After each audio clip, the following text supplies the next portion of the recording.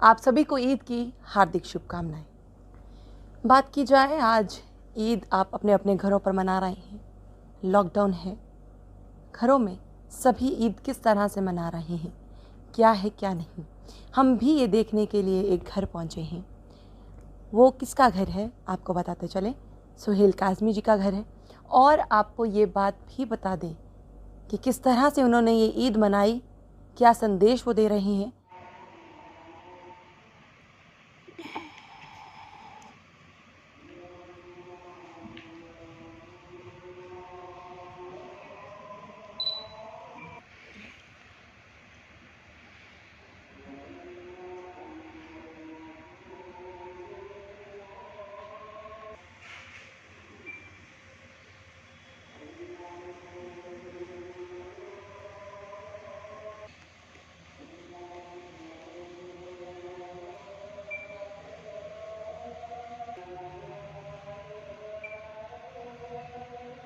इस सब पर उनसे बातचीत करेंगे। सुहेल काज़मी जी के बारे में आप सभी जानते ही हैं, सीनियर जर्नलिस्ट हैं। बातचीत करते हैं उनसे। सर पहले तो आपका बहुत बहुत स्वागत है बहुत बहुत थैंक यू वेरी मच। और आपका ईद की स्वागत आपको है। बहुत बहुत शुभकामनाएं। आपको भी रति जी, आपकी टीम को, दीपक जी को, शमी चौधरी साहब को, पूरे परिवार को ईद की बहुत बहुत मुबारक है। और आपने आज भी मुझे याद किया और मुबारक देने आई, उसके लिए बहुत बहुत तहे दिल से आपका शुक्रिया है। और अल्लाह करे आप इसी तरह सलामत रहें, खुशो खुरम रहें, हंसते खेलते रहें। और हम सब दुआ करें कि इस मुसीबत से हम जल्दी जल्दी बाहर निकलें।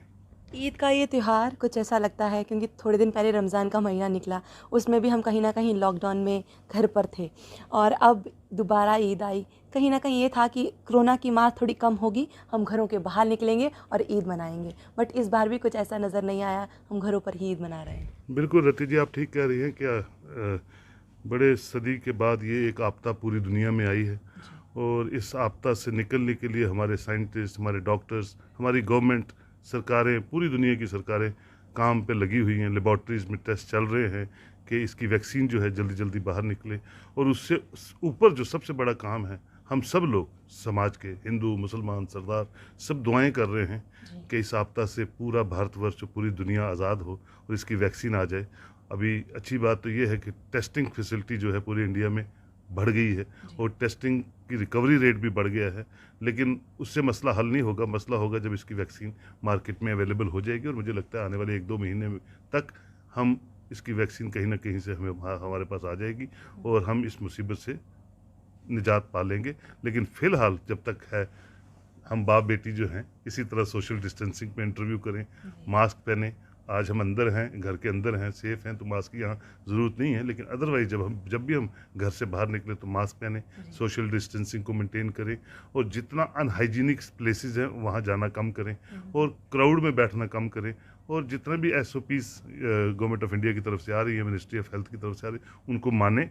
और ईदें तो आती रहेंगी, दिवाली भी आती रहेगी, रक्षाबंधन भी आएगा। हम सब जब जिंदा रहेंगे तो हर त्यौहार अच्छे ढंग से मिलजुल के मनाएंगे।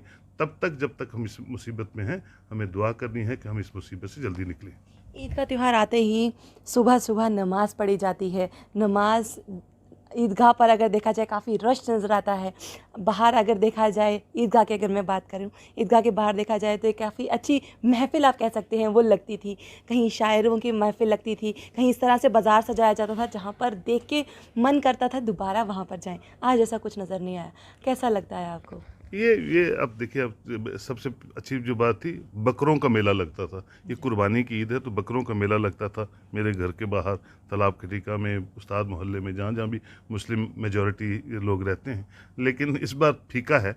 लेकिन ये है कि कुछ बड़े अच्छे स्कॉलर्स जो हैं उन्होंने कहा है कि आप कुर्बानी के बदले ज़कात दीजिए, गरीबों के घर में राशन दीजिए, एक दूसरे की मदद कीजिए। और मैं समझता हूँ वो सवाब है, उससे बड़ा सवाब कोई नहीं है कि इस आपदा में अगर आप एक दूसरे का साथ देती हैं या एक दूसरे के घर में मदद की कोई सामग्री भेजती हैं, तो ये सबसे बड़ी इबादत होगी। और वो लोग हमारे मुस्लिम भाई कर रहे हैं, कुछ उन्हें कल किया, कुछ आज करेंगे। 2 दिन कुर्बानी होती है रति जी। कुर्बानी आज भी कर सकते हैं आप, कुर्बानी कल भी कर सकते हैं। लेकिन ये एक रिवायत शुरू हुई कि इस ईद पे हम सब लोग एक दूसरे की मदद करेंगे, उन गरीब घरों में जाएंगे जिनके यहाँ राशन नहीं है या जहाँ कोई प्रॉब्लम है उसको हल करने की कोशिश करेंगे।